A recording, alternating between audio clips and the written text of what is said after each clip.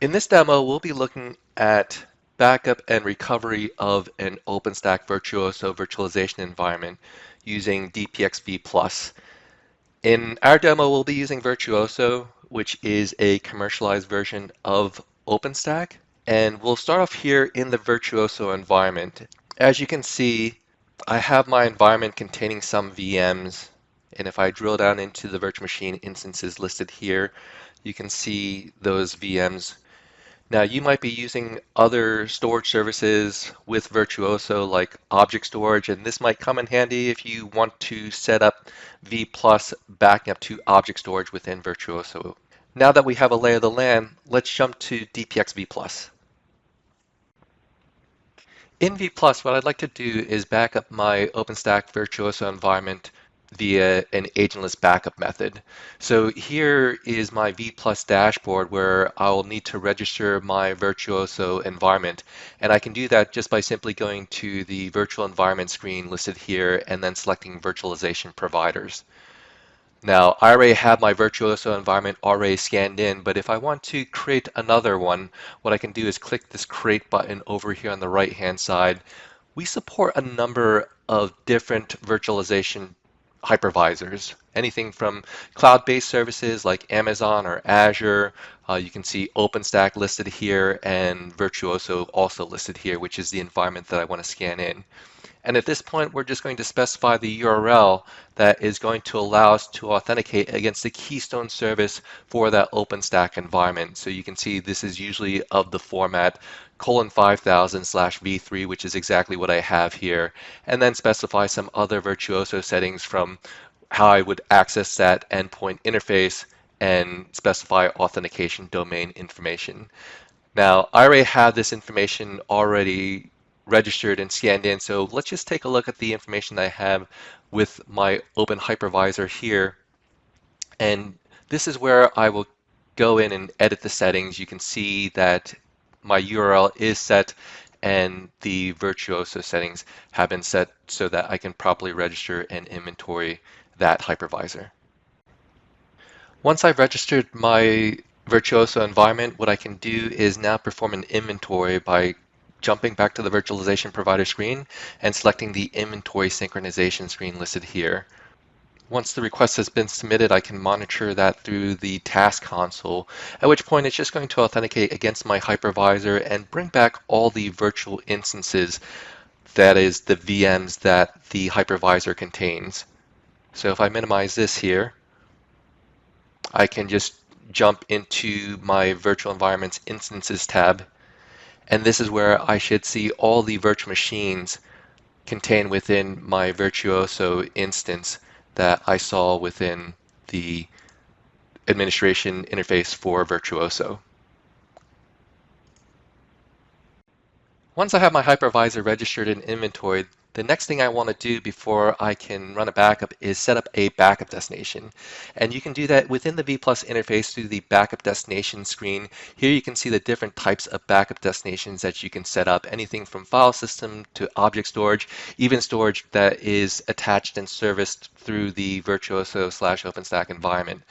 If I want to set up another backup destination, I can click on the Create button over here on the right-hand side. These are the different types of backup destinations we can set up from a file system perspective.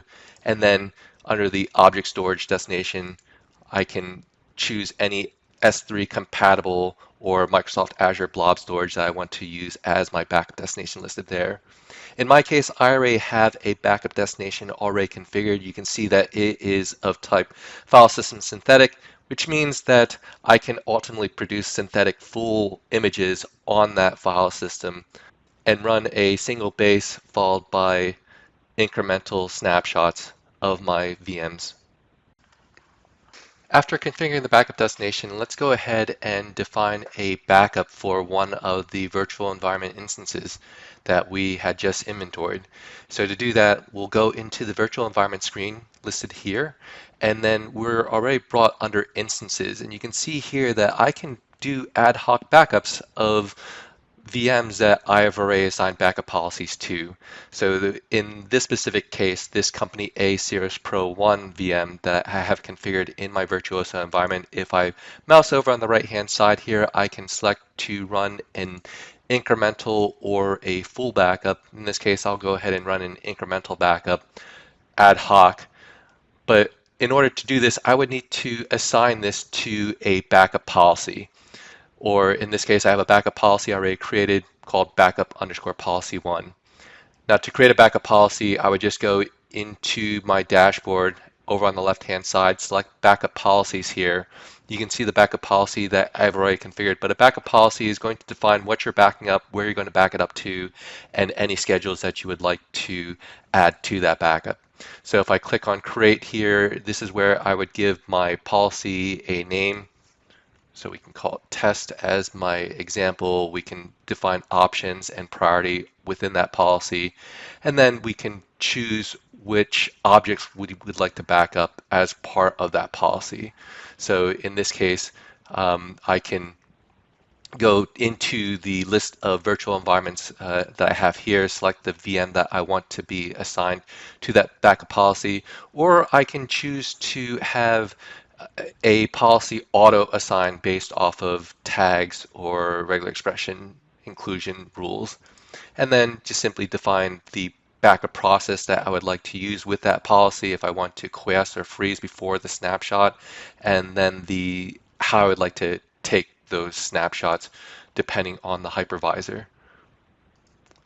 From here, this is where I can define retention on my policy as well as apply schedules to that policy where I can create and schedule. In this case, I have two schedules already created that I can assign to my policy. And that is how you define and run a backup for your Virtuoso environment. Let's take a look at my ad hoc job run. What's going to happen is when the backup is performed, and in this case, the backup has completed successfully, there's going to be multiple stages to your backup, meaning that the first stage is going to export that data to your vPlus node, and then the second stage is going to store that data to the backup destination. And if there's any snapshot cleanups that need to be performed, this is where it's also going to happen within your job policy. So now let's take a look at the restore. To restore a VM, I'll just need to go back to the dashboard under the virtual environment instances. And since I only have one backup here, this is the only VM that I'm able to restore, but I can kick off a restore job by just simply clicking or hovering over the actions menu on the right hand side and clicking the restore button listed here. And in this case, I have two options for restore: restoring back to the vPlus node where I can just simply mount the virtual machine disk, or restoring the entire VM back to the hypervisor manager, in this case my Virtuoso environment. So here is where I can select the backup location, the snapshots that I have listed within my backup location, and then the hypervisor manager destination that I'm going to want to recreate that machine on. And this is where I can also rename projects, rename the virtual machine instance name. So if I want to just call this VM dash restored, I can go ahead and do that, and then click on the next button in order to define the additional parameters of my restore from the storage, the networking, and other advanced options. Here I'm going to leave everything by default, and if I wanted to specify additional networking information, I can choose to do so as well. And if I wanted to delete the virtual environment, if it already exists, I can do that as well. Clicking on the summary tab, I will get the parameters that I've defined within my restore job. So all that is left for me to do is click on the restore button to enable my restore for the virtual machine. And in this case, you can see that after running some restores, I've had some restore images already created. So I hope you enjoyed this video. If you do have any questions, feel free to reach out to us at www.catalogicsoftware.com. You can also visit our My Support page at mysupport.catalogicsoftware.com, which will have a treasure trove of information for you to reference should you wish to learn more about vPlus. Thank you and have a great day.